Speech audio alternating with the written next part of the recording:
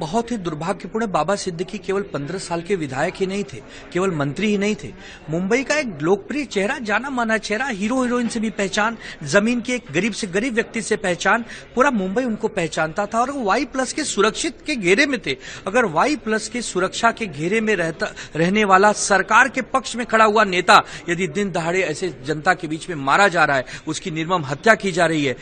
1 2 नहीं 4-5 राउंड गोलियां चलाई जा रही हैं, तो ये दिखाता है कि महाराष्ट्र और मुंबई में कानून व्यवस्था चरमरा गई है, कानून व्यवस्था की धज्जियां उड़ गई हैं और ये महाराष्ट्र की महायुति सरकार का बहुत बड़ा फेलियर है। गृह मंत्री का फेलियर है, मुख्यमंत्री का फेलियर है और सबसे बड़ा फेलियर है कि जो पुलिस विभाग के इंटेलिजेंस विभाग है, जो CID है, जो एक प्रकार से LIU है, ये सब फेल हो गए हैं क्योंकि 15-20 दिन 1 महीने से ये 3-4-5 आरोपी मुंबई में रह रहे हैं, रेकी कर रहे हैं, बाबा सिद्दीकी का पीछा कर रहे हैं, इनको गन मुहैया कराई जा रही है, धड़ल्ले से गन चला रहे हैं और उसके बाद भी ये सरकार नियंत्रण नहीं बना पा रही है, ये सरकार कानून व्यवस्था को बचाए नहीं रख पा रही है। तो मैं समझता हूं कि गृह मंत्री जी और मुख्यमंत्री जी को इस्तीफा दे देना चाहिए। एक दिन भी अपने पद पर बैठने का नैतिक अधिकार उन्होंने खो दिया है।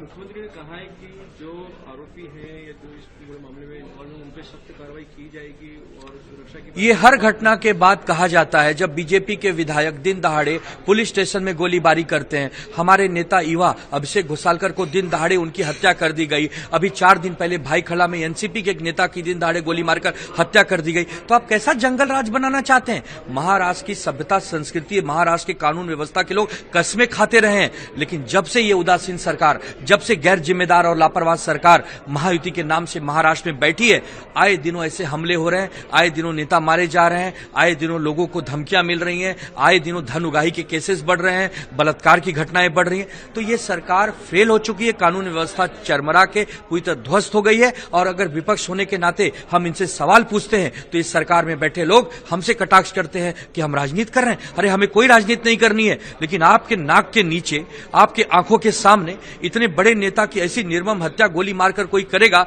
तो एक नागरिक होने के नाते, एक विपक्ष होने के नाते हम आपसे सवाल पूछेंगे, क्योंकि हम जनता के प्रश्नों को लेकर जनता के बीच में नहीं आएंगे तो कौन आएगा? इसके लिए कभी भी आचार संहिता लग सकती है। इनको, इस सरकार को बर्खास्त करना चाहिए, राज्यपाल महोदय को हस्तक्षेप करना चाहिए, गवर्नर महोदय और राष्ट्रपति को देखना चाहिए कि यह सरकार पूरी तरह फेल हो गई है और चुनाव आयोग को देखना चाहिए कि अगर ये सरकार फेल हुई है तो जल्द से जल्द आप चुनाव के डेट अनाउंस करिए, एक नई सरकार के लिए चुनाव कराइए। जनता जनार्दन अपनी अदालत में फैसला करेगी कि एक सुख सुविधा वाली सरकार, एक सुजलम सुफलम वाली महाराष्ट्र की सरकार हमारे सामने आनी चाहिए।